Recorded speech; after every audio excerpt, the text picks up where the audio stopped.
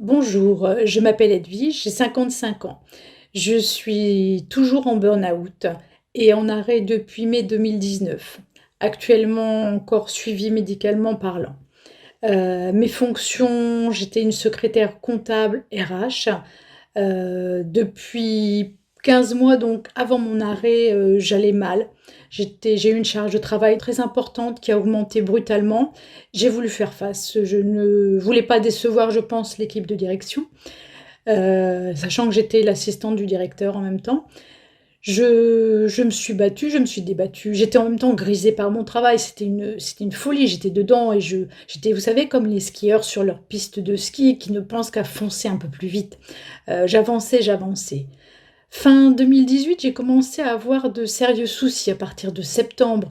Les problèmes de sommeil, donc des nuits très, très courtes, la mémoire qui me faisait défaut, je notais tout à la maison, enfin j'avais des post-it partout, je notais tout à la maison, je notais tout au travail et je ne parlais tout le temps que travail. Je parlais de travail à tout le monde, à mon mari, à mes amis. Je n'avais que ce thème-là qui m'importait en fait. J'étais à fond dans mon travail, je ne vivais que pour mon travail. Ce travail, je l'adorais, hein, je l'adorais et malgré tout, je savais qu'il se passait quelque chose de pas normal, que j'étais plus exactement moi. J'ai tenu bon très, très longtemps. La médecine du travail m'avait alertée début 2019 en me disant que j'avais de sérieux soucis, que j'étais en début de burn-out, qu'il fallait être très vigilante. Je ne voulais pas m'arrêter, je n'ai pas su m'arrêter. J'étais sûre que j'allais passer à côté de tout ça. Je ne croyais pas, je ne savais pas ce qu'était le burn-out. Et tout en allant, je continuais à être grisée, mais j'étais grisée, mais je sentais que j'étais en difficulté. Il y avait des choses que je n'arrivais plus à réaliser. Ma personnalité n'existait plus telle qu'elle était. Et au mois de mai, brutalement, mon corps a lâché. C'est mon épaule gauche qui, brutalement, n'a plus voulu travailler. Donc, mon bras s'est retrouvé immobilisé sans raison, et mes cervicales dans la foulée. En l'espace de quelques jours, pour moi, c'était la chute complète. Le skieur est tombé dans le fond du ravin. Et quand je dis le fond du ravin, parce qu'après, c'est le corps entier qui a craqué, tout le système digestif qui est parti en vrac, la tête qui n'a plus voulu rien savoir avec les crises d'angoisse, les attaques de panique la nuit, les problèmes impossibles de lire. Encore aujourd'hui, je ne sais pas lire plus de 5 lignes. Tout le côté intellectuel perturbé. Moi, la comptable, je n'étais plus capable de regarder les chiffres et de pouvoir, sur 2 endroits différents, reconnaître les chiffres. Je ne savais plus compter. Aujourd'hui, je ne sais compter que les dizaines. Donc, cognitivement, je n'ai pas retrouvé beaucoup. Heu, la confiance en moi a complètement disparu.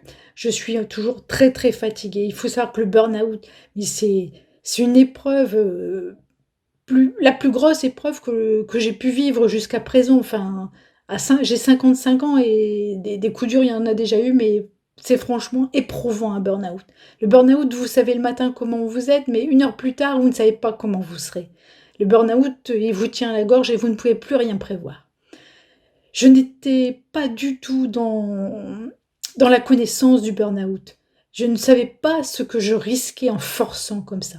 Et si j'ai un message vraiment à adresser, c'est que quand on vous dit que vous êtes en burn-out ou que vous risquez le burn-out, c'est arrêtez-vous. Parce qu'après, vous ne savez pas combien de temps ça va prendre. Et encore aujourd'hui, je ne sais pas combien de temps il va me falloir pour retrouver mes facultés mentales, sachant que pendant la période de soins, il y a des moments où on remonte, on dit ça y est, je remonte, et après ça, on redescend de plus belle. Là, vous voyez, j'ai passé mon après-midi à dormir. Je voudrais que ce témoignage serve et on en tire des conclusions, que l'on soit plus entouré, qu'il y ait beaucoup plus de prévention. J'en ai la gorge serrée tellement ça me pèse encore cette situation. Merci pour cette écoute.